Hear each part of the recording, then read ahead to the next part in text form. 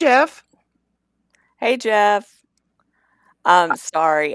You know what? I don't know what's going on with the overlay. I know. I just saw that you said that it wasn't working. None of them are working. So I don't know. It's probably a issue with Restream, but that's not very cool because I had a really cool one with all of our pictures on it. Hi, And Mac. now, Hi there. hey, Mac, how are you Hi. doing? I'm doing great. Thank you. How are you? I'm doing all right. Doing all right. Good. Thank you for joining us this Saturday. Glad to. Yeah, thank y'all for another episode of Recap with Mac. Sorry we've been absent for the past 2 weeks. The first week I was out doing my advocacy thing. And then last weekend, Mac was out doing his advocacy thing. And then Jen was packing up her son from college for summer break. Got all my boys home for the summer. That's great. So what we got going on, Mac, is I know there's a lot of stuff happening within the past 2 weeks. Yeah, there really is, and it's been revealing for me to see the evolution of the arguments that are going on with the 70H crowd. I was at the South Carolina hearing where there were several dozen Kratom advocates, including me, that did not get to testify because they ran out of time. But they allowed Thomas Beckham to testify, who is a co-founder of Outpost Brands, which is one of the largest 7-OH manufacturers. And he sat down and told the committee a couple of important things that show how they've now shifted their narrative. First was, he said, oh, that 2% limit really doesn't matter because we can actually work around it and we can produce products. And what he was talking about was jacking up the amount of metrogenine that's in a product in order to get to the 2% level. But when you do that, you violate and by the way, nothing new to them, you violate the standard for product safety, because there is no evidence at the levels at which you have to jack up the metrogenine level in order to increase have a 7-OH level that's above that 2% that is legal. But they don't care about that because they didn't have any science to back up their product when they first entered the market. And that's documented in the John Oliver piece, where embedded in that, there was an interview being done by Vince Sanders, one of the other big 7-OH manufacturers, when asked by an interviewer, well, what science did you have? Because people say that you didn't have any. He said, well, that's true. He said, but we have 1 million people that are using it. So his theory behind product safety is you make people guinea pigs for the product. I mean, it's astounding. And then, of course, they claim that there's been no evidence of anybody being harmed. And the reason that that's true is very simple. They conflate kratom and 7-OH. Mm-hmm. And that's true across the board, from medical examiners, from medical doctors, to the advocates that are out there for 7-OH. They all say it's all the same thing. Seven Hope Alliance with Michelle Ross is peddling that nonsense right now. And here he was testifying before a committee saying that that was the case. And obviously, big problem, because the narrative is shifting. And then he said, by the way, there is no difference between 7-OH and kratom. They are the same thing. That's their new game, because they have to say that in order to avoid the truth, which is that 7-OH is a chemically manipulated product. And what they do to justify that, we've all heard it, they say, oh, it comes from the plant. Well, A, it doesn't. It comes from the metabolism that occurs after the plant's harvested. And in trace amounts, you get this, this situation where 7-OH develops in the catalyzing under heat, right? Sunlight, that's it. And then they say, and it also converts, metrogenine converts to 7-OH in your liver when you ingest it. Again, true. At both levels, it is trace amounts that is almost indistinguishable and quantifiable. And they try to compare that to 7-OH. 7-OH, which is highly synthesized, hits your liver like a freight train. And they know that, by the way, but they try to say, oh, it's all the same. So that's one thing that I see as a real problem that we're going to have to be very strong in addressing going forward. Then you fast forward to the narrative that's been provided in Montana, for example, where you had anti-kratom advocates, and there were two categories of them. One was the director of one of the health groups in, I think it's called Riverside Health in Yellowstone County, who is one of the principal advocates for banning all kratom in the state of Montana. And he got up there and testified and said, oh, you can't distinguish between the two. They're the same thing. And that's why you have to ban everything.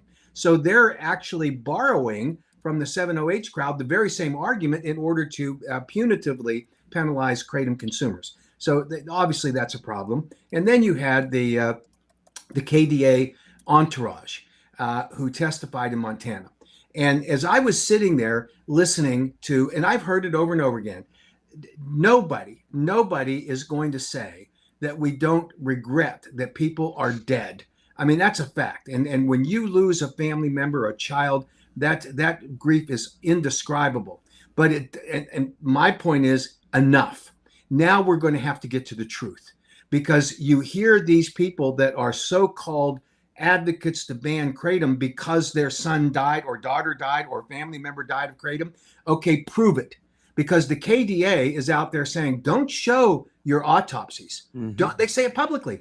Don't show your autopsies. And we know why. Because the autopsies do not support the claim that kratom killed their child or family member. They do not. we know a couple of things that are important. First is there is no known level of toxicity at which metrogeny kills you. We know what the effects are when you take it. We know if you take too much, you're going to vomit. You're going to have a gastrointestinal effect long before you get to any kind of an acute episode that would cause a shutdown of your body in any way. And so it's always been confounding that you hear these people make these claims about, oh, well, we have it on record from the coroner or medical examiner, right? That's what they're claiming. Now, when you look at those autopsies, and this is why they don't want to show them, is that it's not supported. The medical examiner may have said metrogeny intoxication. The medical examiner may have said in combination with other drugs that the decedent took, that metrogeny was present, detected. Doesn't mean it caused the death. And yet when you hear these parents or family members who say, oh, it killed my loved one. Okay, prove it. And that's why I think that we've simply got to get to the bottom line on this argument. And the only way to do that is to call them out and say, okay, let's have each individual death. And here's the best example in the world. You have a law in Tennessee that was passed based on the death of a young man by the name of Matthew Davenport. Okay. His mother stood up and said that Kratom killed him. You see the advocate for the sponsor of the bill get up and say Kratom killed him. And you look at the autopsy, and this kid died with a very, very huge dose of Benadryl. Kratom was detected in their system. That's it. Yep. So the correlation, or in any way the conclusion that Kratom caused that death, is highly suspect, right? We've had CJ's Law is another one in New Jersey. The mother claims that Kratom killed him. Not true. And yet, because metrogeny was detected, and we're seeing the same thing in the Idaho case, where you have the Rastucci case, and the parents claim it was, and they speak passionately, by the way, and I understand it. I get it. You lose a loved one, and man, you just want to lash out. But it ought to be based on the facts and the truth, and their actions now in coalescing behind the leadership of the Kratom Danger Awareness Group it simply has to be justified with the facts. And as long as we're willing to talk about the facts, this is going to be great because we can get to the bottom line. There's a road show that's going on around the country with Dean Francis, who claims that his son was addicted to Kratom, right? We need to dig deeper on that. We need to show him that his son didn't die. He went through a extended rehabilitation and drug rehab program. And the description of what the Cameron Francis went through isn't consistent with the consumption of raw leaf natural Kratom. And yet they claim that's what it was. There had to have been something else involved here. We need to look closer at it. Well, if he was sorry to cut you off, but if he was involved in the Feel Free lawsuit, it was Feel Free. Well, I don't know that he was or wasn't. I don't know enough. I'd love to see that detail if he was. But the bottom line point here is there needs to be some explanation. Cameron has agreed to do a one-on-one webinar with me. And maybe it'll be an in-person event down in Richmond. Glad to do that. Structured in a way that has a neutral moderator.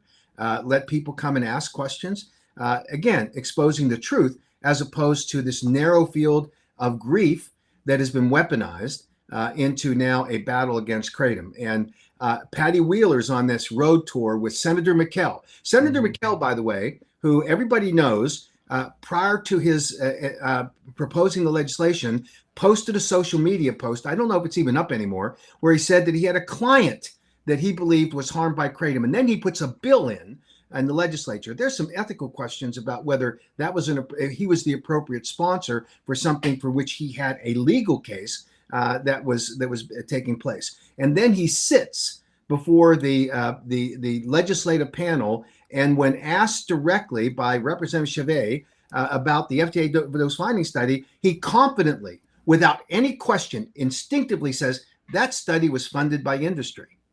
And then at the end of the testimony, which, by the way, was populated with all of these state agencies that came at his request, and obviously trying to please him as one of the leadership in the Utah Senate, We're saying what I think pretty much what he wanted them to say, because we have since FOIA, they call it a grandma request, and we're being denied the information that led to the testimony that was done by the medical examiner's office. But at the end of that testimony, after about 15 minutes, then Senator McHale holds up his phone and says, "Oh, and let me tell my colleague, Representative Chavez, that I've checked with a friend and I've confirmed that was a study done, paid for by industry." It was not true. It was a lie. Now, McHale's on this road trip with Dean Francis, Patty Wheeler. We need to look more closely at Patty Wheeler's case. Again, tragic that you lose a loved one, but to blame Kratom. And what we know about the Patty Wheeler case is that her son was using multiple substances. Now, here's an interesting question, and I think it needs examination, is does Kratom interact with some prescription medications? That's a question. We need to find out. Now, here's how you find out. There are surveillance systems that are conducted by the FDA where they look at every adverse event that occurs in the United States that doctors and medical professionals report. Now, a consumer can do the same thing, but doctors report it. And so when there is a death or there is any serious adverse event, it goes into the FDA database for adverse events. And then the FDA looks at all of the data and says, do we have a cluster of events where this dietary or botanical supplement, in this case Kratom, interacts with this set of prescription medications? And the solution is that if they identify that, they require the prescription medication manufacturer to put a black box warning on their products.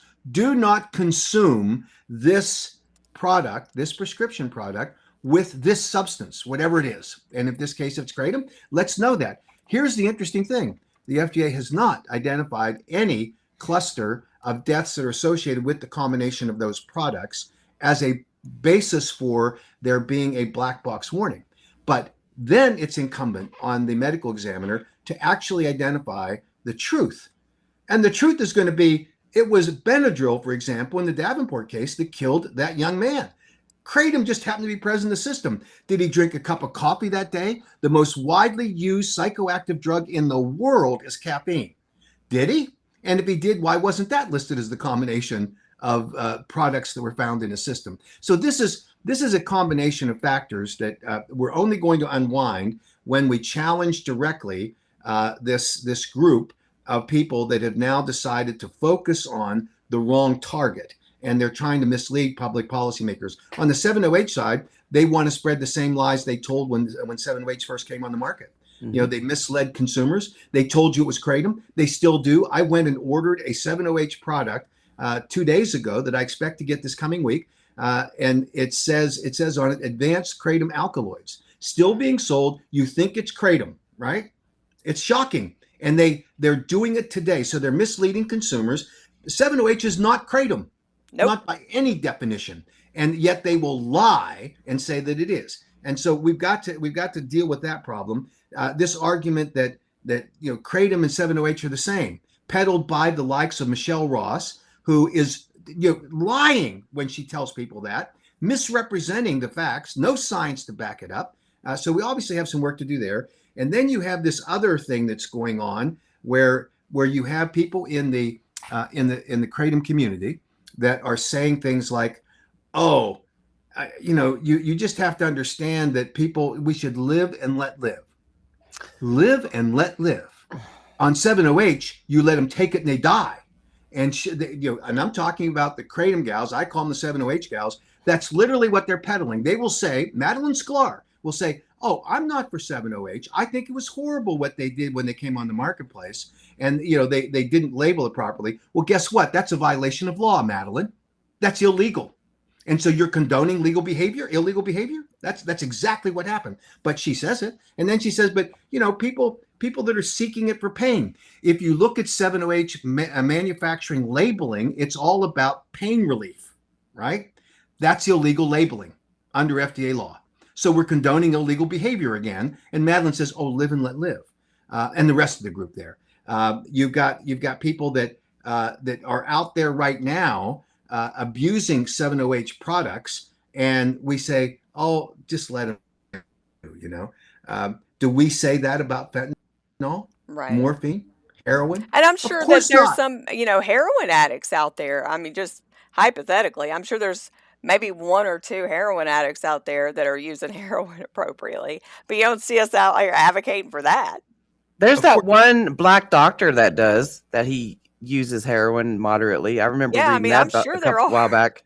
I mean, Yeah. I'm So my seriously like, I'm challenge, sure there's a I couple. I I challenged the 70H gals to come on and let's have a webinar. They refused. They called me a sexist because I was critical of them. They're only women. What am I supposed to say?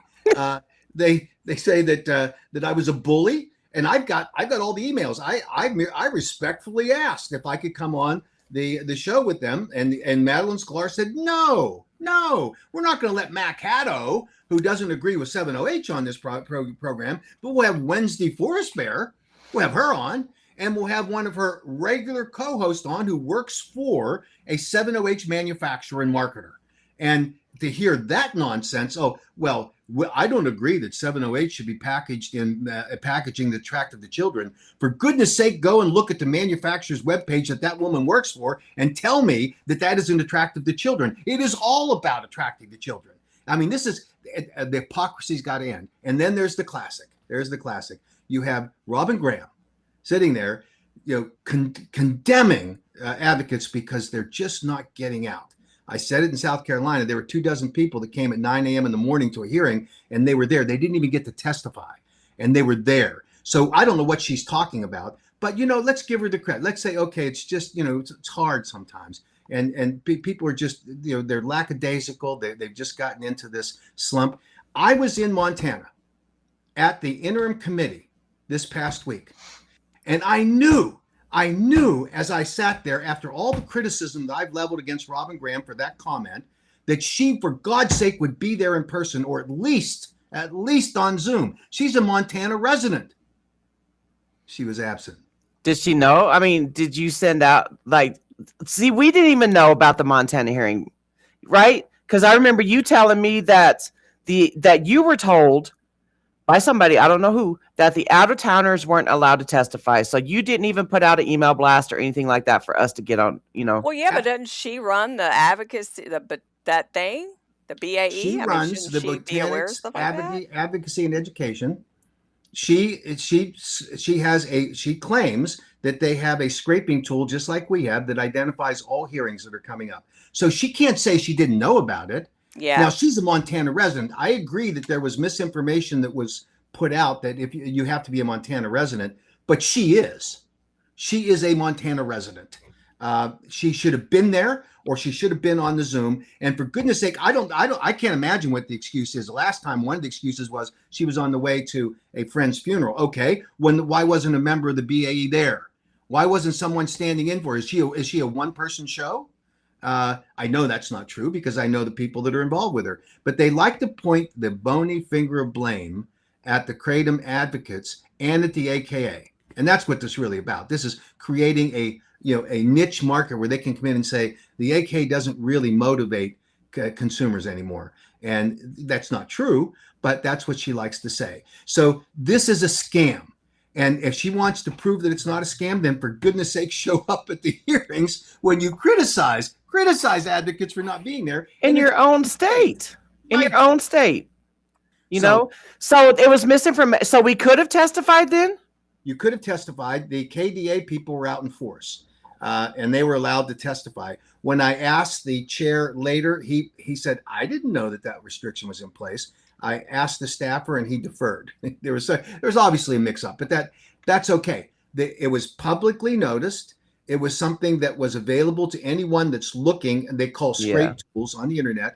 BAE absolutely knew, or they're guilty of complete malfeasance. They absolutely knew that hearing was taking place, and they didn't show. That's now the tragedy of all this is, what are you in this for? What is the purpose of it? Is this just a game that you're trying to raise money for a nonprofit group just to kind of sustain yourselves? Or are you actually in it for the advocacy? Because I can tell you, it is not easy sometimes to get to these places. Look at all the people that showed up in Philadelphia. Some of them went, it's hard and you have to sacrifice. Oh, and those are the people that she says, get off your butts. I'm sorry, Robin, get off your butt. because we're done with the hypocrisy of this. And I've invited them. I've invited the whole group. Last night, I sent an email to Madeline and to her colleagues, and I said, "Hey, let's come on a webinar together. You'll have free reign to peddle your let's live and let live.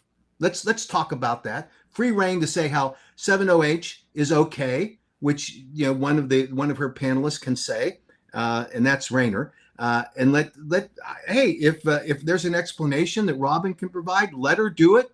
That's the way it is. Now, we've had some of those people say that they want to come to and this is my advertisement pitch, on June 2nd and 3rd. June 2nd is going to be our fly-in day. And on June the 3rd, we're going to have a congressional briefing. We've had an interest expressed by some of the people with the 70H gals that wanted to come, and they wanted to be sponsored by a Kratom vendor. My position is that congressional briefing is open to the public. Last year, when we had the last one, the KDA people were there. That's fine. Yeah, you can come, because that is a briefing, and maybe they'll get educated when they're there about what the problems are with 70H, the harms of it, and why we need to take strong enforcement action. The other problem is that we're going to have advocates out there talking to congressional offices on behalf of the American Kratom Association. And I will not permit a pro-70H person, or even this, let's live and let live nonsense, because they are harming people when they say that, to be a part of that. I won't. And if I know who they are, they're obviously going to get stricken from that list, because that's not our message. Our message is how important it is to protect safety. And I'll end with this last point, and then we obviously take questions. The reason we're in this mess right now across the country, and you can see it in Philly and hundreds of other localities, and you see it in the States, the reason we are in this mess today is because of 70H, because everybody is conflating the two. This would not be a battle about Kratom if we didn't have this dangerous substance that's on the marketplace, which the 70H industry is spending millions of dollars to try to tell people, it's the same thing. And it is an opioid.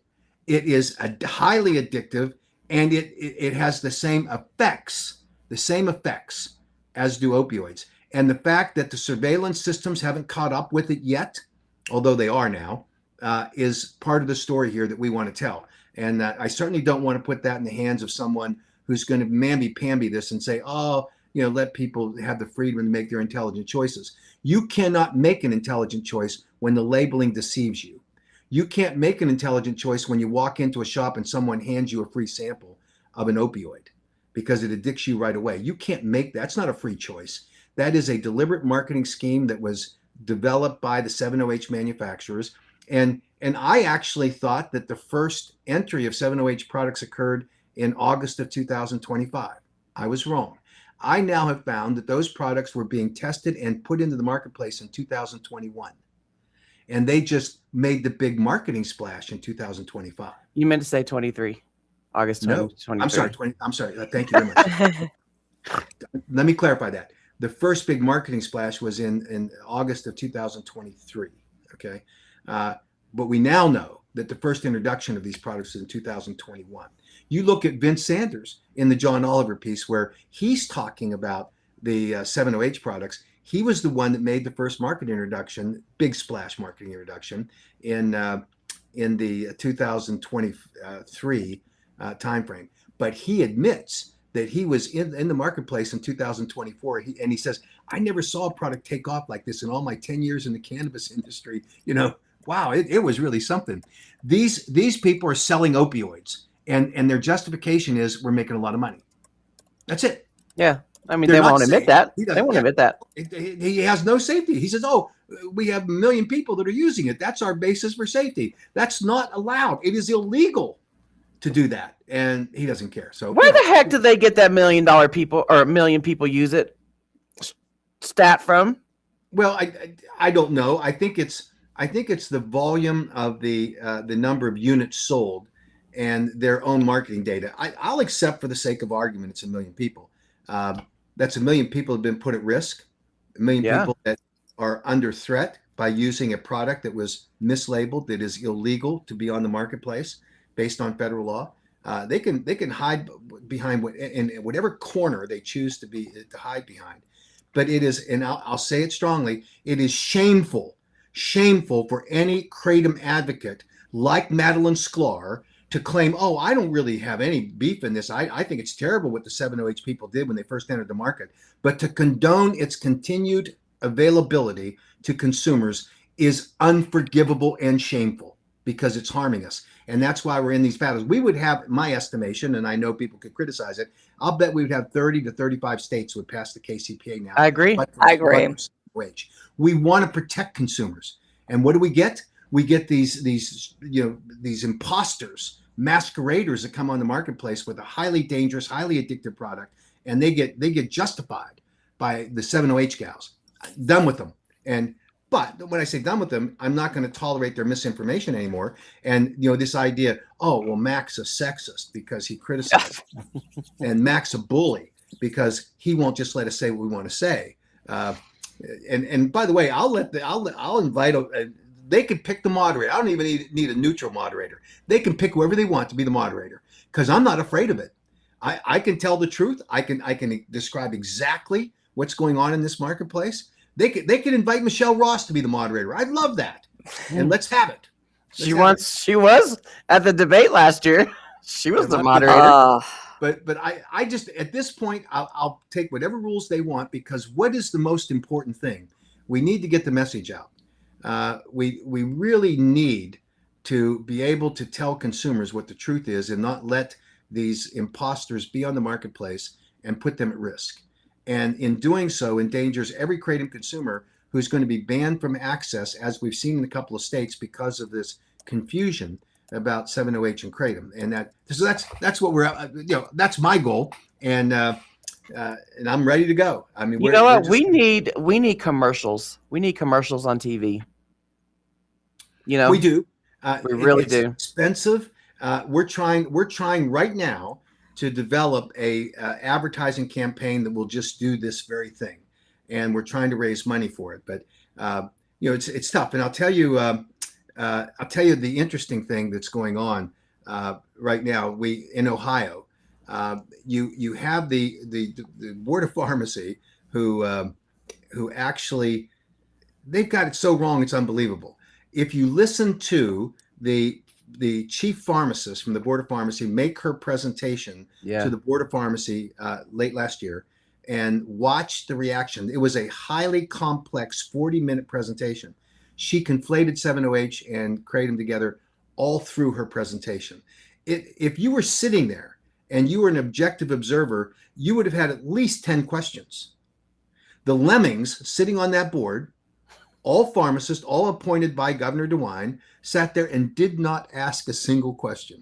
And what they determined to do is, one, they were going to have a rule that would ban, an emergency rule that would ban 7-OH. They've done that. So that's to their credit. They got that done. But they were going to have a regular rule, which takes a slower process, has more public comment, more opportunity for examination. And they haven't produced that yet. And instead, they put out a rule in combination with the Department of Agriculture, which essentially says the only way that you can sell kratom in the state of Ohio is in powder form, no capsules, no form other than powder, sitting in a clear plastic bag. And the minute you write anything on it that instructs people, that means it's for human consumption. Mm-hmm. So it's a drug. So the judge, but we worked with vendors in the state of Ohio to challenge this rule. And the judge heard the case yesterday, and he issued the temporary restraining order and has scheduled a hearing on the permanent injunction. And the argument that the Board of Pharmacy came up with was, well, we never really intended to criminalize people that are using natural leaf kratom. Well, of course they did. Yeah, they did. Yeah. And we're willing to clarify it, Your Honor. We're willing to change. Well, they've already changed it twice, and now they're going to change it again. What? In order to cover up for the fact that they screwed it up in the first place? This is the dangerous part of this, because but for 7-OH, we wouldn't be having these discussions. Right. And so now the good part is, I think it's motivated the legislature when they see how ridiculous this has gotten in the state of Ohio. When this was described to some legislative staff, they said, "Wait a minute, you're telling me that they'll let us sell it in a clear plastic bag, but you can't put any instructions for use." I said, "That's right," and they said, "That's insane." Of course it is. So big battle there. We're going to have a similar battle in Nevada because we saw the same thing happened out there. Confluence again of the two substances, and we're going to see big fights going forward in multiple states, all because of one thing: greedy 7-OH manufacturers who want to sell a drug because it's popular, because it's addictive. Mm-hmm. And anybody that's not been paying attention to advocacy, but you claim to be a kratom advocate, would see that. Yeah. You know? Yeah. Because, if you're on the front lines, you're seeing it. Oh yeah, for sure. Because the steam picked up in July of last year. Yep. And right now we've been so blessed right now that we have not had to attend like 6 hearings a day. You know, it's kind of slowed down a little bit. Yeah. You know, so I get, you know, I understand what you're saying about what did Jeff say? Did somebody get pick me off? Yeah. Yes, 7-OH people have. So, you know, and the fact that the gals don't want to have a webinar with you is truly telling. Yes, it is. Truly telling. So, okay, what questions do y'all have? Because I know Megan wanted to get to Philly for sure, and I know Jeff also had a question about the language regarding Philly. Oh God, it's insane. Yeah, this is very difficult issue there. An important location, and thanks to Megan for all of her work. There were lots of time and effort put into this. It remains a open question here about how we're going to handle it. I mean, they borrow this language that these local officials think is good. Well, unless it's approved by the FDA. And what they don't understand is, and this was true in Montana, you know, the people that were criticizing us were saying the same thing. It has to be approved by the FDA. The FDA does not approve any dietary supplement. You can walk into a health food store and you will see hundreds of the thousands that are on the market of dietary supplements, none of which have been approved by the FDA. And I told the individual, Mr. Forte, after the Montana hearing, because I called him out during the hearing for his misstatements about it, that the FDA has no role. And that's what the Dietary Supplement Health and Education Act was all about, to stop the FDA from trying to intervene in these dietary supplements and to make them into drugs, right? And force them into the drug category. So the rule is that if you are a manufacturer of a kratom product, you can submit a new dietary ingredient notification if it is a product formulation that was not in commerce prior to October 15th of 1994. That's the rule. So if you assert that you have a raw leaf kratom product, and obviously extracts can't do this, and you were in commerce prior to 94, the burden is on the FDA to stop you from being on the market. They haven't done that, with the exception of one case, actually 2 cases.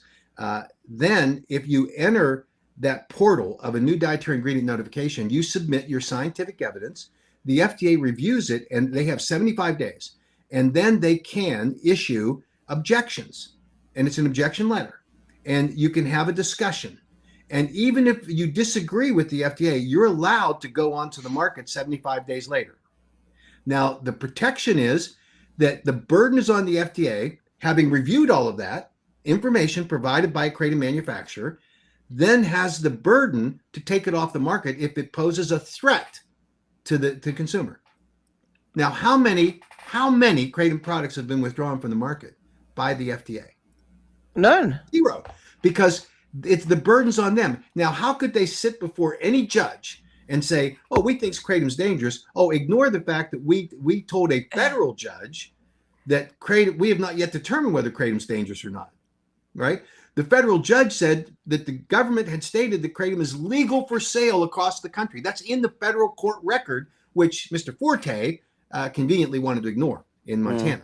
So this is the factual basis that anyone wants to make at either the local or the state level about this issue, about the FDA approving it, doesn't understand the process, and we need to help educate them so that they understand you can't put a provision in that says that until the FDA approves kratom.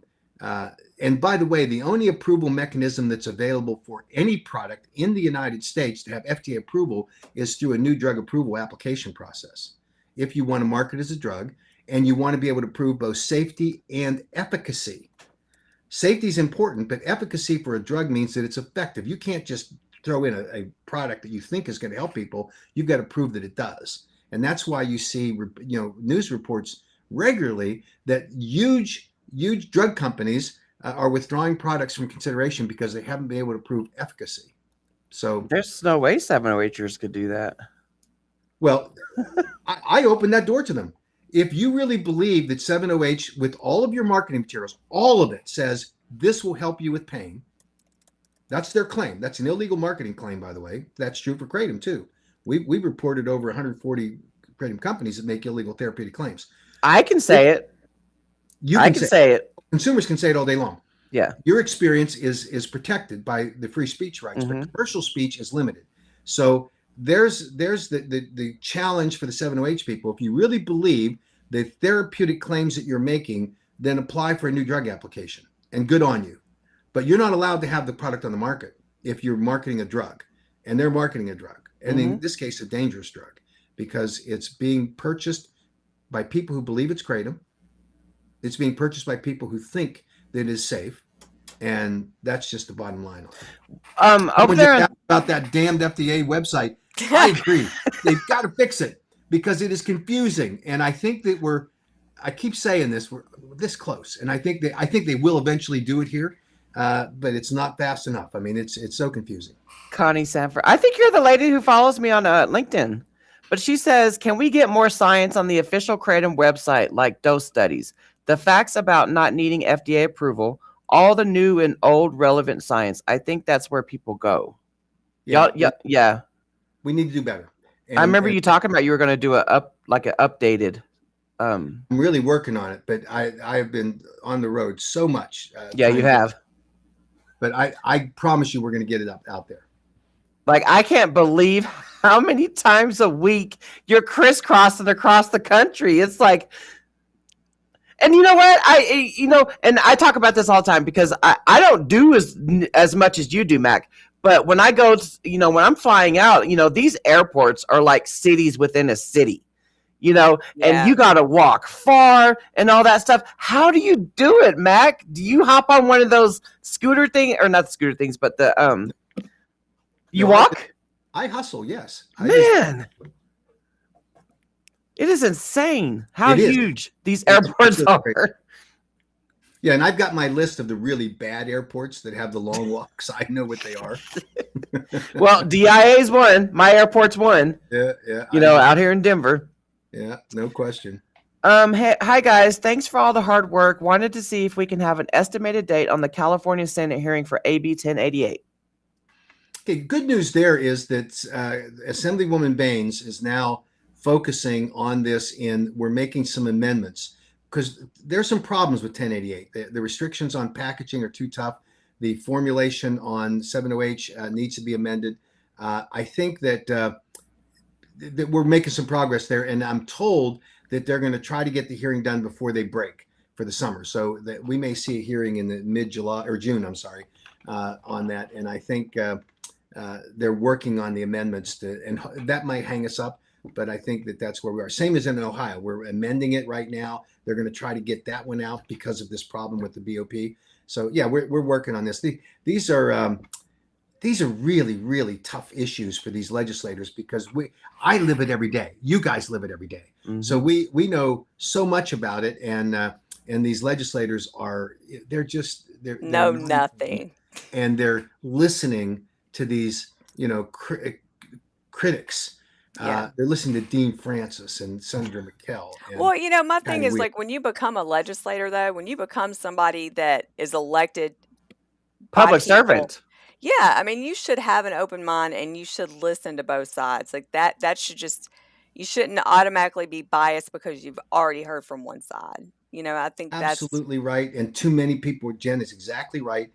Senator McKell refused to sit down and talk to the AKA, me, or our chairman, Matt Salmon, former congressman that went up there to speak to him. And he'd had his mind made up. He didn't care what the truth was.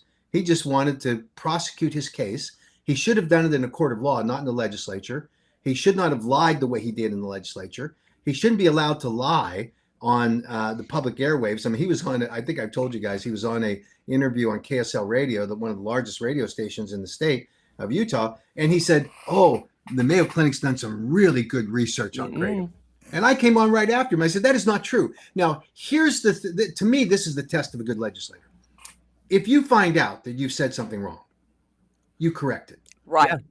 You make sure that everyone who heard you at least has the opportunity to see that you made a mistake. He testified that the FDA dose finding study was funded by industry. He said it twice in a hearing. And KDA keeps repeating that. KDA keeps saying it's that. Not true.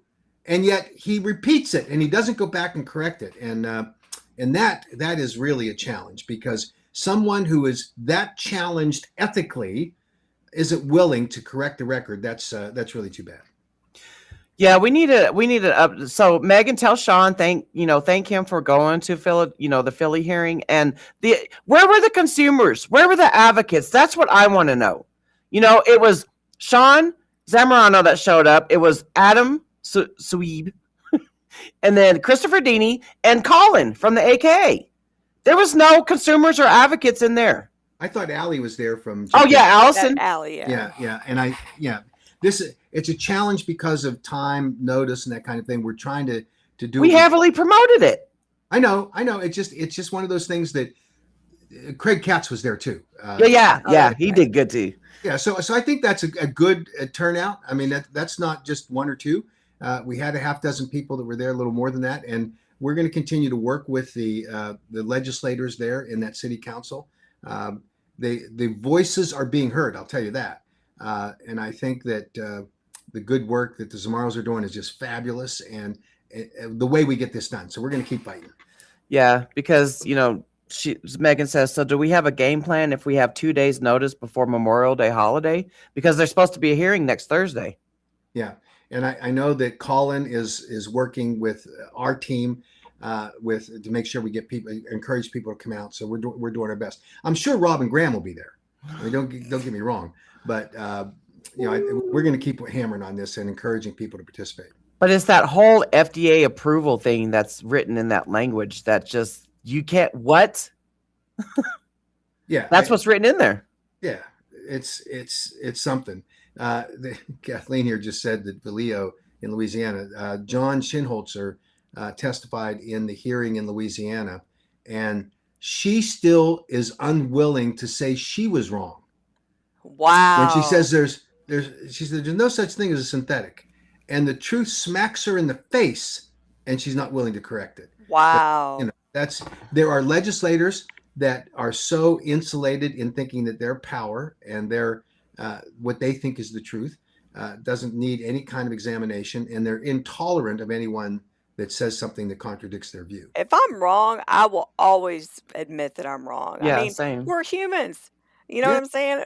We're not perfect. Sometimes we get stuff wrong. There is nothing wrong with being wrong every now and then, but there's something wrong with not admitting that. Yeah. Amen. Narcissism. 100%. Big egos. That's what it is. Anybody else got any more questions for Mr. Mac Haddow?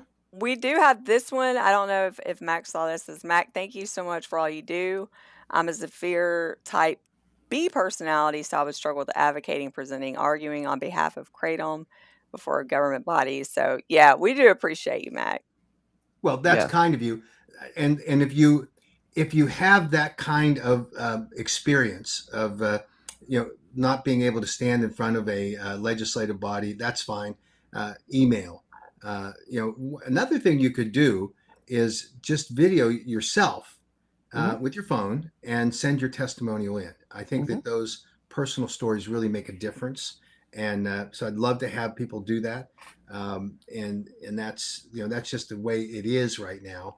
And with some people, they just either they can't make it, or they just could. Even if they could make it, they would have struggled. Yeah, I understand completely. I totally get it. Yeah, the only thing like for me, in 2022 is when I first went to my state capital to advocate, with boots on the ground. I got off my butt and advocated.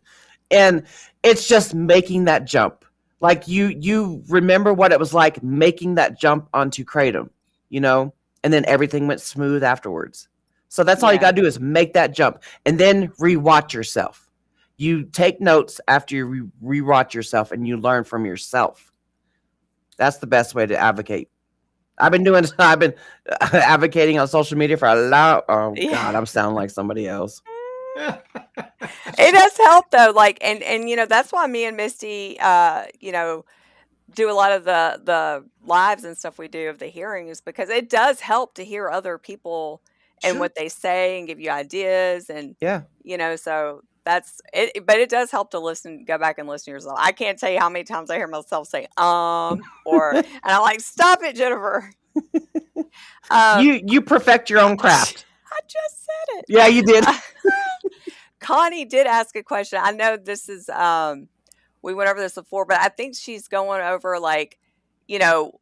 when they do the testing, I guess 7 is gone after a certain amount. There is like a time period to where they can't test for it anymore, and it shows up as metragenine, correct? The degradation. Yeah, this is what, according to the one of the chief pathologists with the largest 7-OH largest kratom testing company in the country that has contracts with all of the the local law enforcement people.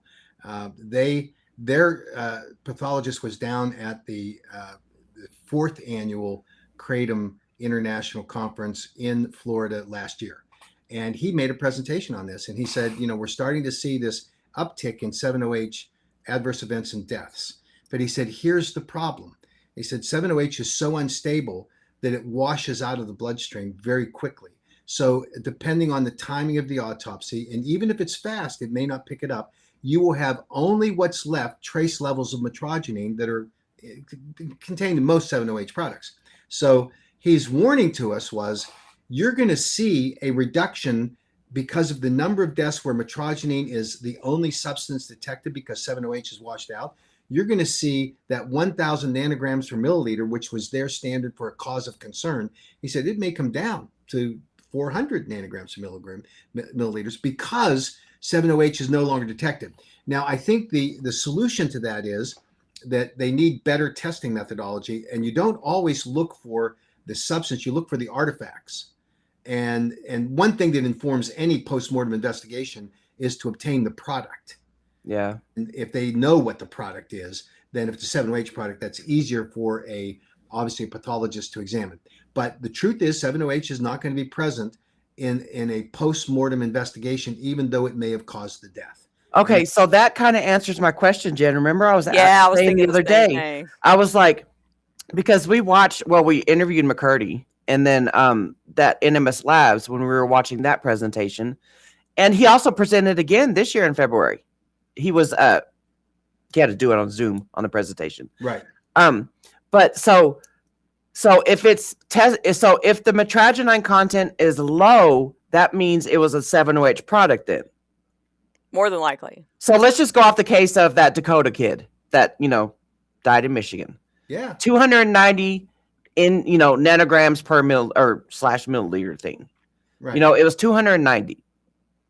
That is extremely low. Would not even hit the radar for NMS Labs. Right. Yeah. So, okay. So that answered my question. That was just brainstorming the other day with Jen. Now it's detectable, right? And I'll give you an example. Let's, how do I express this? Let's say hypothetically you have a death case and you have the autopsy report that has a tox screen on it. And that tox screen says that the decedent consumed, let's say 3 or let's say 5 detectable levels of different prescription medications.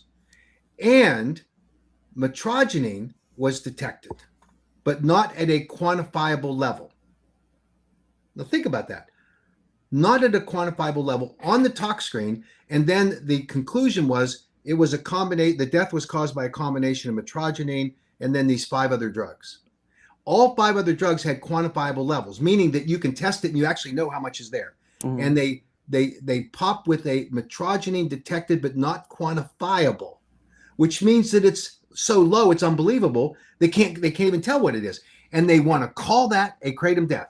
Anyone who does that is misleading people, and I think you're going to see that evidence come shooting out that there is one of these premier cases that is being advocated by a mother who claims that her son would die of kratom, and it was on the talk screen at a non-quantifiable level, just detected. This is insanity. Yeah. The science is ever evolving. I tell you what, and it's evolving in our favor. Yeah. You know, that's what I've noticed throughout the years. Well, and here's why. Because as controversial as kratom was, as it moved through the mid 1990s through 2016, it was because of people tinkering with it, smoke shop chemists getting in and putting stuff together, and you had these occasional kinds of reports, and they were all combination products and not pure kratom. And that's why there was such an intense interest in finding out, well, what's the pure kratom? What's the natural leaf kratom do versus these formulations that have been tinkered with? And that's why the evolution of science is important. And here you have NIDA with $100 million in studies doing exactly that, testing, finding out what are the quantifiable limits, what's the levels at which kratom might be a problem, what are the effects. And that's where Dr. Volko is fabulous in describing the difference between addiction and dependence. And the important point there is, if you become addicted, how do you withdraw from that addiction?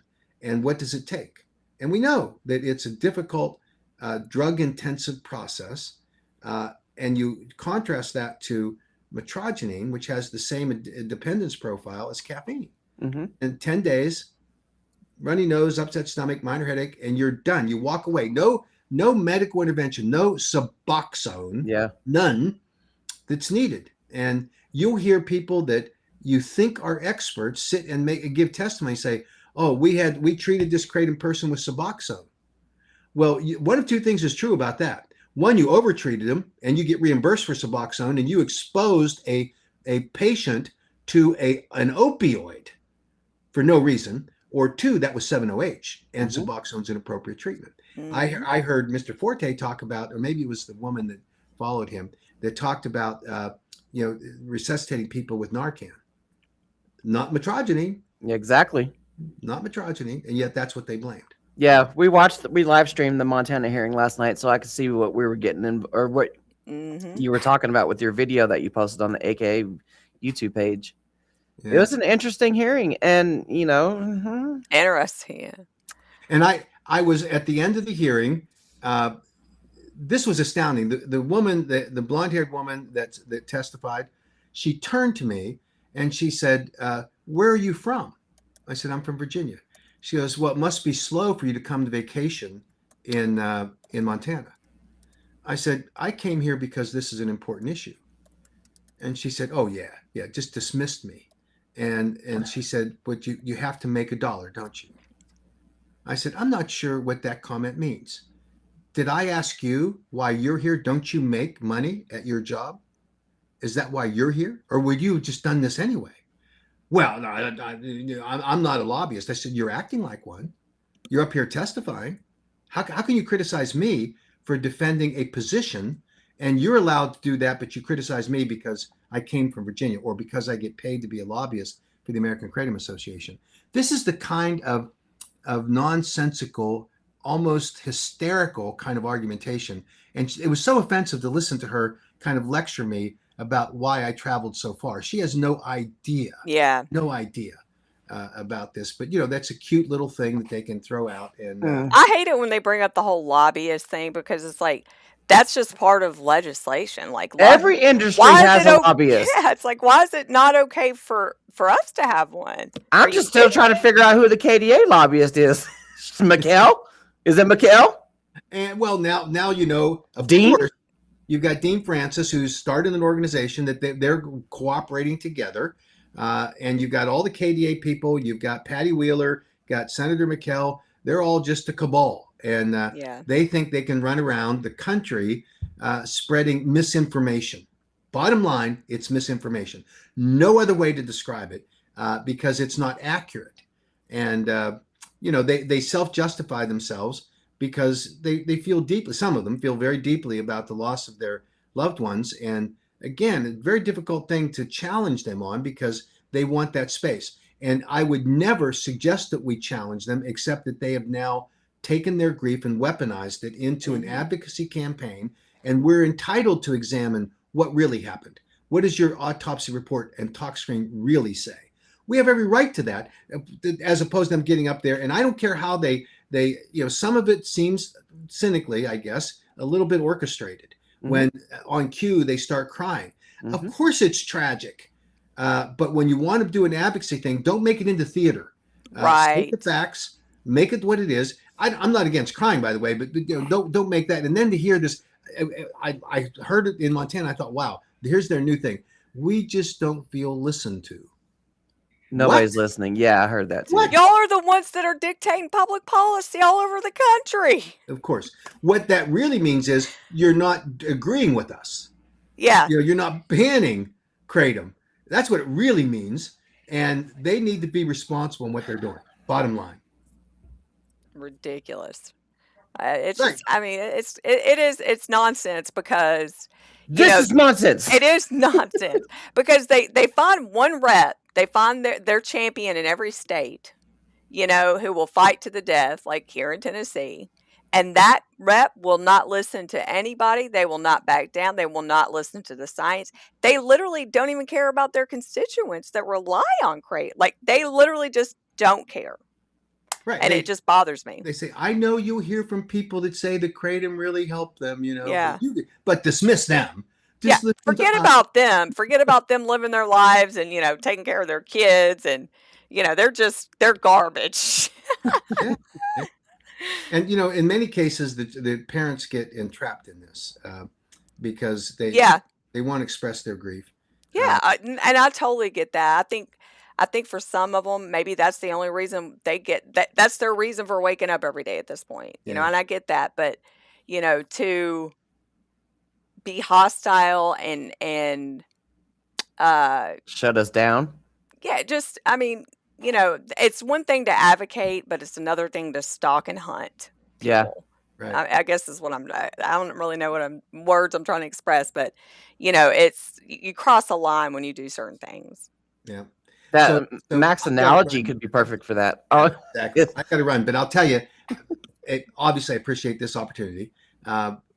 And I deeply appreciate the people that are out there on the front lines as you are and others that we saw it in Philadelphia. We're seeing it in other locations, critically important that we educate people and these legislators. And this is a good time to do it between sessions. We're going to start a program to do some listening tours with legislators around the country where they get to hear in advance of the hectic sessions. that's perfect. So we're going to do that. Those that can make it to Washington, D.C. on June 2nd and 3rd, we need you there. It'd be great to have you. We have a session that will be recorded, not open to the public, at the National Conference of State Legislators at the end of July in Chicago at their annual meeting. But that will be something that you'll see the videos from. That we call it a learning hub that we're allowed for 30 minutes to present to legislators. And we're going to be doing a number of educational programs about 7OH over the next, obviously 8 months until we get in these new legislative sessions, or maybe it's 7 months, but we're going to be out there kicking butt as best we can. What is the congressional briefing going to be about? Is it the federal KCPA? So here's the run of the show. We are hoping that, depending on schedules, that we're going to see Director Volko there to talk about the latest update on science. We're working on it. Jack Henningfield will talk about his submission to the DEA describing why 7OH deserves to be and should be scheduled as a Schedule 1 substance. We're going to talk about the products that are on the marketplace today that are violating the 2% level and the 1 milligram level that some states have. As an advocacy for the federal KCPA, there needs to be regulations on product formulations, and we're going to do an analysis of the deaths. Okay. Or is going to be there to lead on that. So we're going to educate these staffers and members about what the span of issues are that really are important in order to understand what's going on. And the good news is that the DEA has apparently reached out for some clarification on the level of 7-OH that we're cooperating with right now. So hoping they would get that rule out. They analyzed it and said, hey, we need some additional clarification. So we're working on that, and we'll be getting that out here in the next week. Who's going to be there doing the analyzing the deaths? Heidi Sikora. Oh, okay. Yeah, buddy. Okay. Well, we'll definitely put the link to register for the DC fly-in. You know, we'll put them in the comments after this is over, and you guys can click on them. You know, you cannot be a 7-OHer, as Max said. No. 7-OHers can organize their own event. They can Yeah. go in and peddle their lies as much as they want. It's a free country, but you're not going to do it masquerading as an AK supporter. Yeah. Right. And I will say that clearly, unequivocally to the 7-OH gals. They're not welcome. They can come to the briefing. That's a free thing, right? That you're welcome there, but you're not going to participate in our fly-in thinking that you can muddy the water, saying, "Oh, 7-OH is let's live and let live." Mhm. Is it Live and Let Die? Is that a famous movie? I don't even know. Isn't That's that like a James Bon Bond Jovi movie? song or something. I thought it was a James Bond movie, Live and Let Die. Maybe I'm wrong, but it's the 7-OH truth. Live and let die. If you don't think you ought to intervene with it, and everybody should make their own decision. Well, they can't make their decision if they're lying to them on the labeling and on the marketing. So anyway, Okay. I love you guys. Thank you. Thank you. Bye, Mac. All right. See you later. Okay. Let me see. This is like, hold on. I have got to go pee. Yeah, I was about to say I also have to go pee. So you guys hold on. Yeah, I was gonna say let me put an overlay on so y'all just see her. But You will wanna it go? work? I don't know. Here, put it back on. Let me see. Okay. I know whenever you said that the overlay wasn't working, I was like, dang it, I just smoked my ciggy on the screen. I just looked up or I got on Facebook to share and I'm like, what the heck? No, it's not working. I don't know why the overlay I ain't even working. refreshed it and everything. It's I gotta be an wonder- issue with Canva. I Or whatever the wonder hell. if it's because you have the portrait mode on over here on the side. It could be. Yeah. That Okay. shouldn't have anything to do with it. Okay, we'll be right back. We're really quick peers.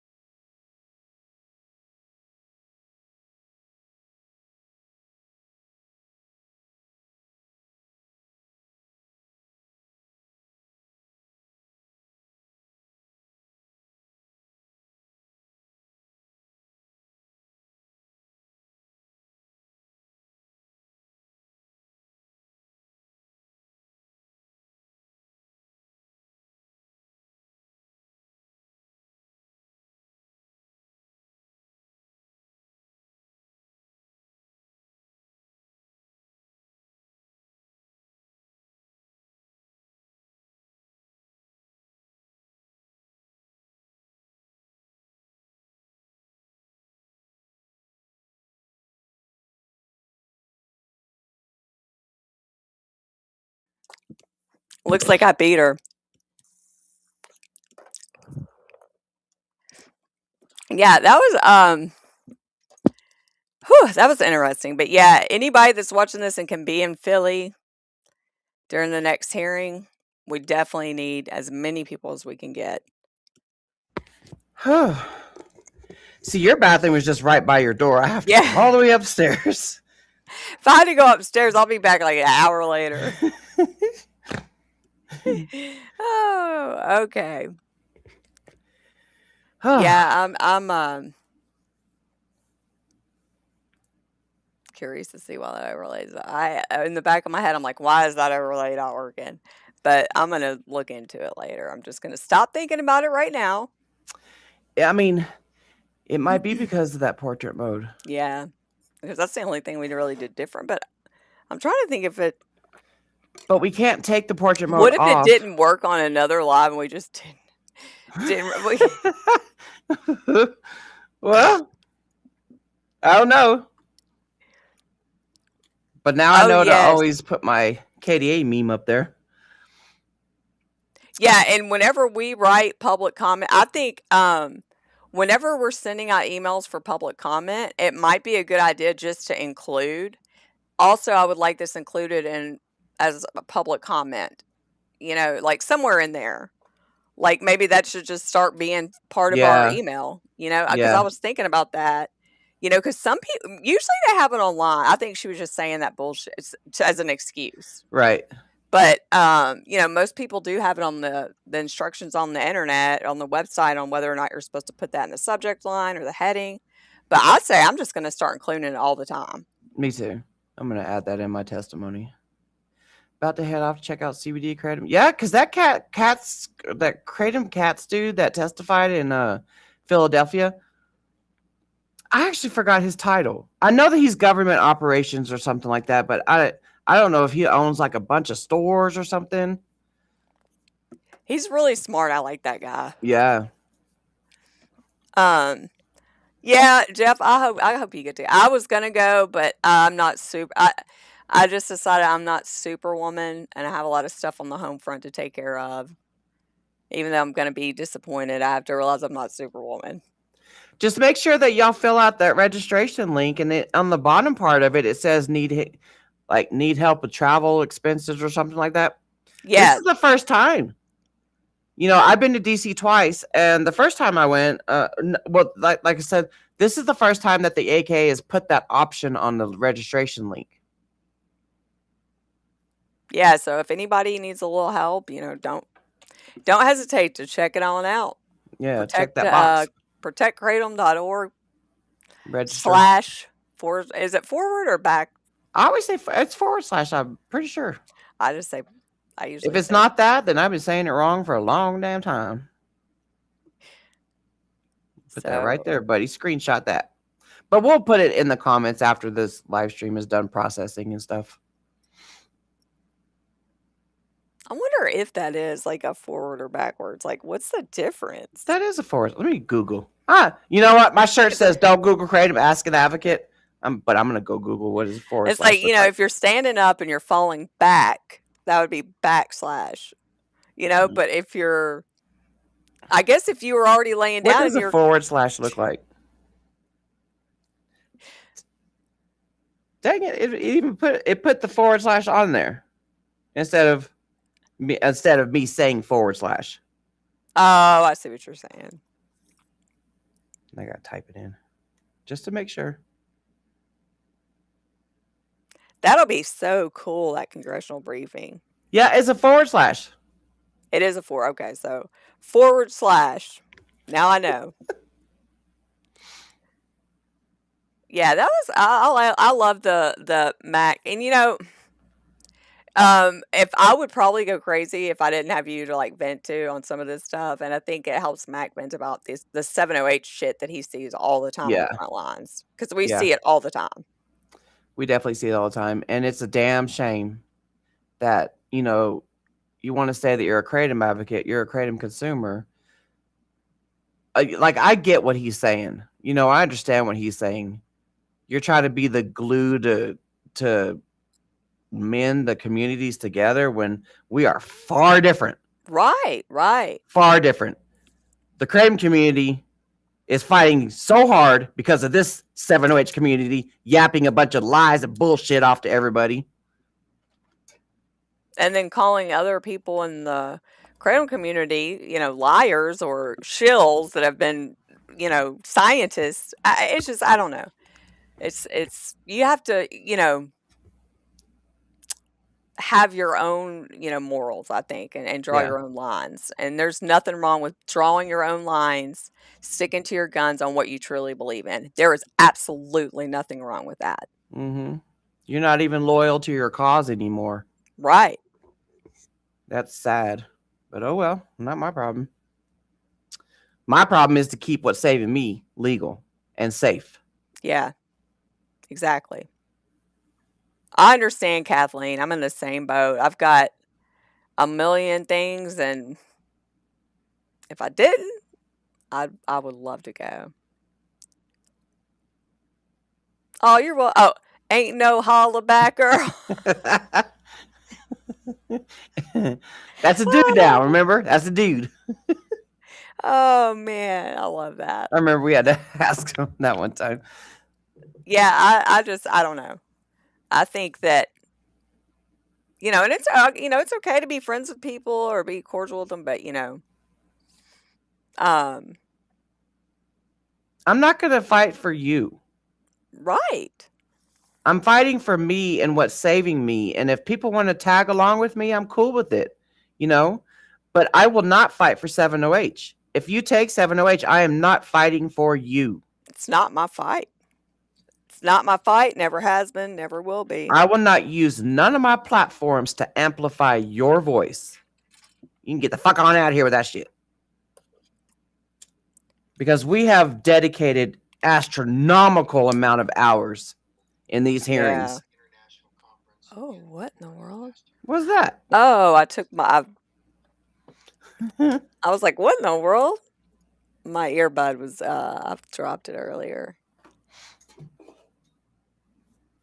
Goodness gracious. If I advocated for 70H, that'd be like advocating for KDA. Yeah, those are a shit show too, man. Uh-huh.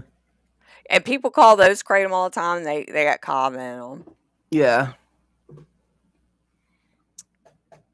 Hell yeah, it does go both ways, brother. Hell yeah, it does.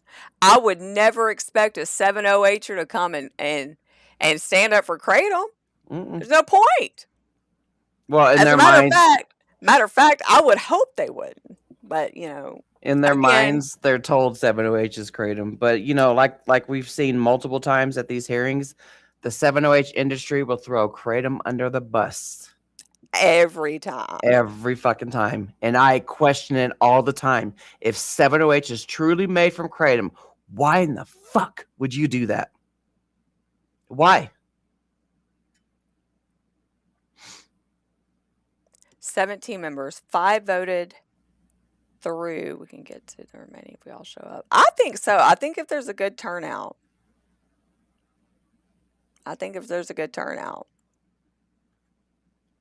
I mean, there's nothing wrong with the Philly bill except for the FDA approval part. Yeah. It's essentially a de facto ban. Kratom will never get FDA approval. So I don't know why that legislator cannot get it in her head.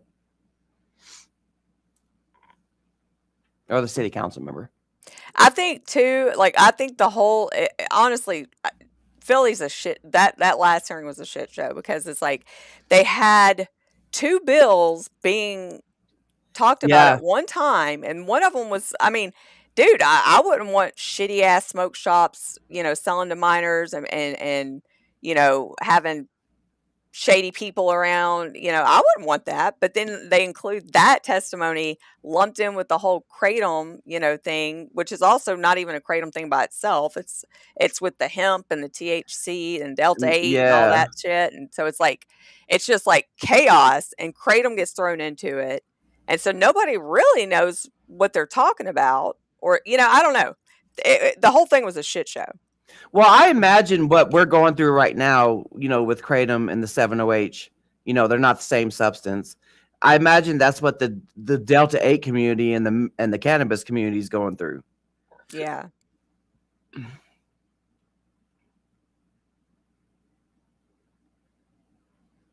Intoxicating. Yeah. You know what? If Kratom leaf didn't work for you, but 7OH does, then, good luck. Good luck keeping it legal. Right. But it's not, again, it's like, it's not our fight. Not our fight. I'm so fucking tired of hearing people going, if you keep on saying that, you're going to lose a leaf. Well, I guess I'll find out. I don't know what to say about it. I'm not going to lose any, I'm not going to sit there and The 7OH is why we've change lost. my mind in some fucking Hallmark moment. Get the fuck out of here. It's why we've lost Connecticut. It's why we partially lost Tennessee. The death involved with Benadryl boy. And then Kentucky, Kansas. Honestly, at the end of the day, it's why we're losing a lot. And I'll tell you why. It may not be directly, well, it is, because in the media, I'm going to say it again, poison center control calls are up astronomical. Rehab up astronomical. What's it called? ER visits up astronomical. And it's all being attributed to kratom, because to a lot of people, that's how it was sold to them. And so when the media gets a hold of it, they're not going to differentiate 7OH from kratom. It's all just kratom. And so by the time these, legislation hearings happen, kratom in the news all the time, when it's not about kratom, it's about 7OH. Yep. And so they're just already got their fucking minds made up. It's like tainting a jury pool. Like, it's done. It's over before it even started. Then you got the 7OH BFFs, KDA showing up, talking about kratom, whatever. It's like, it's all 7OH is hurting kratom. Mm-hmm. It is hurting kratom, and I refuse to advocate for something that is destroying what gave me my life back. I will never fucking do it. It is destroying kratom. If you want to use it, that's your deal. If you want to advocate for it, that's fine. But don't fucking tell me that I need to use my fucking voice to vote for, to advocate for some bullshit like that. Get the fuck out of here. Mm-hmm. God. Mm-hmm. And it's like, I don't know how many times I have to say that. Like, I don't give a fuck. You're not making me feel bad because, you voted, you fucking went and talked about, I don't give a fuck. Yeah. Like, I literally don't care. I don't care. Not my substance, not my problem. No, dude. I ain't out here advocating for fucking people using other shit. Nah, hell no. I'm advocating to help people get off of shit, including 7OH. Shit, I'm sure there's people out there smoking crack and using meth as fucking energy boosters. I ain't fucking advocating for that shit either. There you go. 7O needs to fucking go. It's got to go. Yeah. And I am so sick of And then the other argument that I can't stand hearing this shit either. Well, if 7OH is scheduled to be pushed into the black market, motherfucker, it's already a black market. It already is. Well, that's why we need regulations. Well, that's not, again. You can't. This is America. You can't be selling an over-the-counter opioid. It's like, dude, if anybody seriously, honest to God, sit with yourself. If you seriously thought that 7OH was going to sit around on the fucking shelf, people just, the havoc it's causing. If you seriously thought that shit was going to remain legal, just over the counter, then you're living in another fucking world than I am, dude. You're either living in another fucking world, you're high on 7OH or some other fucking substance, or you're literally not even at any of these. Like, you haven't been paying attention for the last 2 years. Period. Yeah. Like, if you seriously thought, that's all I'm trying to say. Like, wake the fuck up. God. And that's what I'm saying. Like, I understand Mac wanted to talk shit, or not talk shit, but vent. Because it's very frustrating. Day in and day out, you get people coming in your comments and saying shit that you hear a million fucking times. Yeah. If anybody goes and reads Mac's, comments, over there on X or over here on YouTube, on the American Kratom Association YouTube page, like, that man gets put through the ringer. And he's out here. He's in his 70s. We wouldn't be in this mess if it weren't for the AKA. We wouldn't be in this fucking mess if y'all didn't put that shit out on the market and market it as kratom and say it was fucking safe. Get the hell out of here. And American Kratom Association is to protect the consumers. Mm-hmm. they're doing their job. No, that's why it irks me when I read those comments about, oh, they should have, got with the 7OH industry and advocated together. What? There's Mac nothing. said, prove it. Prove the safety. Send it to me. You know what I'm saying? And they said, oh, we got this. They lied. They didn't have the fucking safety. And so, no. They didn't have the science to back it up. Wrong page. You're on the wrong page, the wrong fucking planet. I don't know what else. Wrong page, wrong planet, wrong time, wrong date. But yeah, I mean, I just, bleh. Yeah, after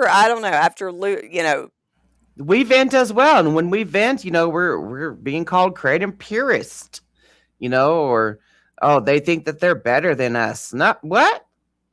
Never. I'm just saying, like, I don't have respect for anybody that can't have, any true lines drawn in what they believe in. And I'm not saying like it's not okay to talk to people or debate. I don't really like debating. Like, you have your fucking opinion, I have mine, and that's not going to change. There's no reason to keep arguing about it. You know what I'm saying? And I can respect that. But when you're fucking up and down, kumbaya and just kissing at everybody's ass from every fucking side, that shit is spineless. And it's just, I can't respect someone like that. I can't respect someone like that. I'd rather somebody hold their own ground and have their own fucking mind and, truly believe in what they do. I don't understand how they can't see that. 7OH is ruining what's saving you, but you have them on your platform. I don't get that. I don't understand that. What is that? That meme? Are you clocking that? You know what I'm talking about? It's not clocking to you. That's what. I love that. All for likes and views. It's not clocking to you. I don't know. At the end of the day, I think that, depending on, people's actions, you can tell what their, what their whole, why they're doing it. You can't fake passion. Missy says that shit all the time, and that is a fact. Yeah, you can't. You can tell when people are doing shit out of the what they believe in and out of passion compared to other motives. I want to see the debate. Yeah, that'd be. I want to see the debate. Why would you not debate them? Same with KDA. Why would nobody in KDA debate Mac? Why? That would be your platform to vent and get it off your chest. Dude, I'm horrible with words. I'd probably have to have like a translator. I'd be like, okay, this is what I'm trying to say. Because, like, I'll tell you, when people do like debates, I'm like, how in the hell they come up? But you're good at that too. Like in the hearings, like your testimony, like just coming off the fly with stuff. I'm not good at that. I get too overthink stuff. You get frazzled. Yeah. And I just start saying random words with in between. I know, you're right, Megan, huh? Also, gas stations being robbed. Where was that in 2016? Right? There's been so many burglaries and robberies with gas stations, and the news will call it kratom. And even I will take the time out of my day to call a smoke shop or a gas station to find out, hey, what did they take? Yeah. And even in the news, they'll take it's 7OH. And even if the news stories headlines would be, stole kratom or whatever. But when you read deeper into the article, it's 7OH that they stole.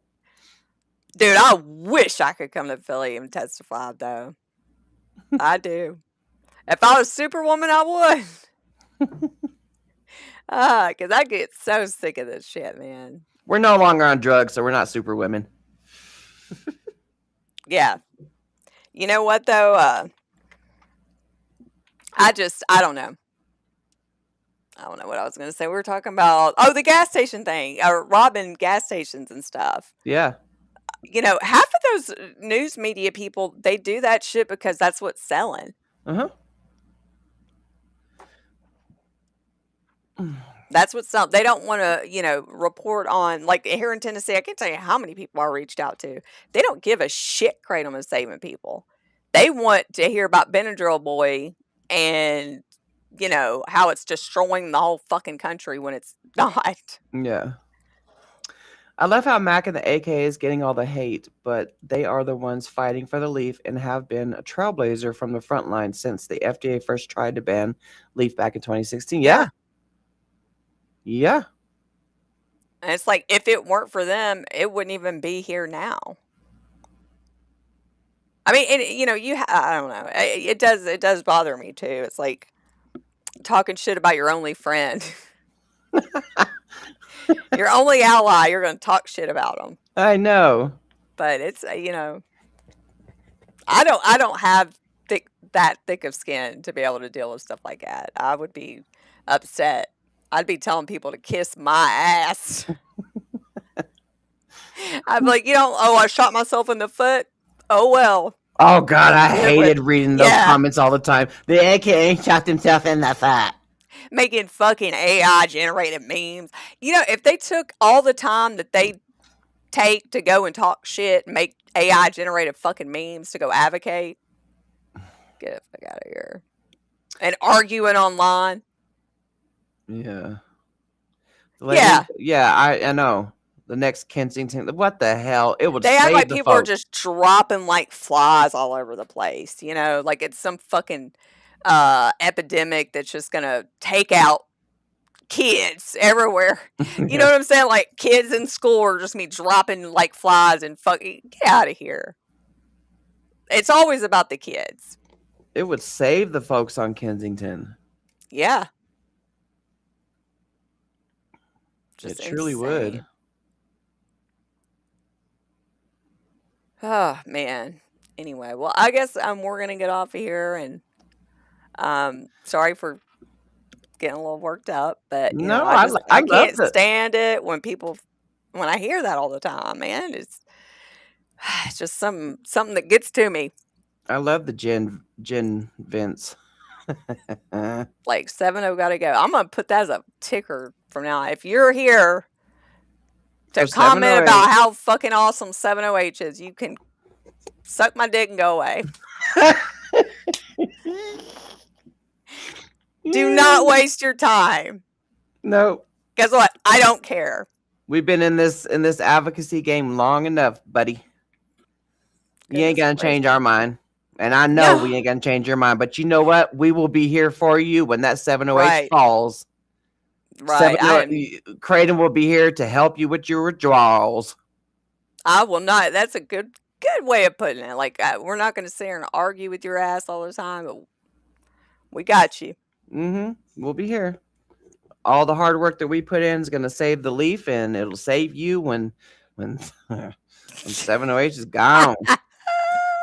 I come for the information and stay for the rants. Right on. You came to the right place. If we were allowed to have music on, it'd be even more awesome. Yeah, I know. I hate that YouTube is like that. Yeah, on TikTok we could. We could play whatever on TikTok lives. Dude, I know we keep saying it. We do need to start doing TikTok lives. I know. Yeah. Can we do live? Can we do them from? No, we'd have to be on our phone to do it. Oh, thank you, Kathleen. Yeah, are you talking about from here? Yeah, well, I know we can't freaking restream to TikTok. Yeah. I mean, it was so awesome when we were initially allowed to do that. But I read something else about that, by the way, this morning. Apparently, there's other people that started having the same issue we were having. But apparently, somebody from Restream came on and said that TikTok has made, how they were saying they were just pick and choosing whoever. Yeah. Now they're saying that your content, in order to use different platforms, has to be 50% gaming or more. So that might be why they haven't. That ain't my wheelhouse. Yeah. Or do we need to use the gaming? I was like, when we go on the TikTok studio thing, I was thinking that too. Yeah. Huh. I'm like, well, what if we just said that, Yeah. So I don't know. Okay, well, you guys have a great Memorial Day weekend. Don't drink and drive. Please don't. That's a bad thing. I'm sure a lot of those reps from Philly will be. Yeah. Yeah, And Tennessee. and the guzzling Guinness senator from Montana. Oh yeah, she's probably hitting up the college clubs. Yeah, when do you want to do a Philly live, Megan? What are you trying to get people to get to Philly, or what? Let us know when you want to do that. Yeah. We'll see if We're we down. can. So, I mean, just in case anybody don't know this, Saturday live streams, it's because it's our, the time. Well, like last night, we were able to live stream Montana because my daughters went out to my niece's birthday party, which was Soldier Boy themed, which was so cool. That's so fun. I was telling my husband about that. I was like, I asked Mitzi if that was like a trend thing or something, or it's like, that's the coolest thing ever, though. So when they came home, they showed me all the videos and photos, and oh my god, it looks hilarious. But so I was able, I was free last night to live stream, so that's why we did the Montana one. So if you didn't check out that live, it's the live before this one. And but on Saturdays, it's our days off. That's we. I mean, we're going to hearings and Yeah, there's a lot of behind the scenes stuff we do through Monday through Friday because that's when like offices and stuff are open. There's a lot of crap that we do Monday through Friday, but Saturdays in the early afternoon, 2 p.m. Eastern, was what? Man, I don't even know. I don't even want to word it this way. Just know that Saturday is our free day.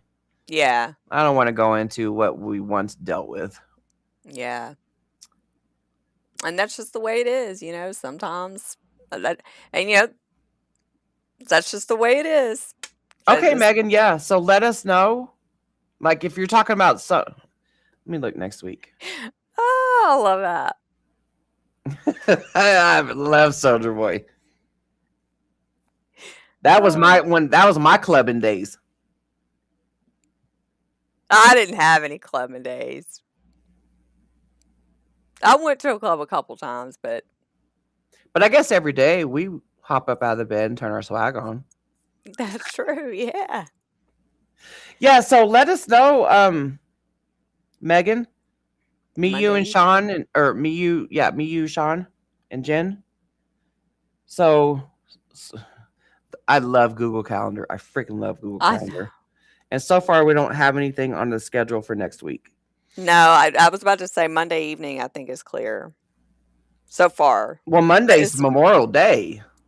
Yeah, it is. But so far, we don't have anything for Tuesday through Friday. So I can see it, Tracy Lynn. I can totally see it. Okay, well, you guys have a great Memorial Day weekend. Like I said, don't drink and drive, and make sure you got a water hose by your grill just in case you catch a fire. Misty's tips. All that jazz. And my Misty tips. All right, hopefully we'll see y'all next week. Y'all have a great rest of y'all's weekend. Yeah, and Megan, just link up with me and let me know when you and Sean want to schedule that. We'll do that.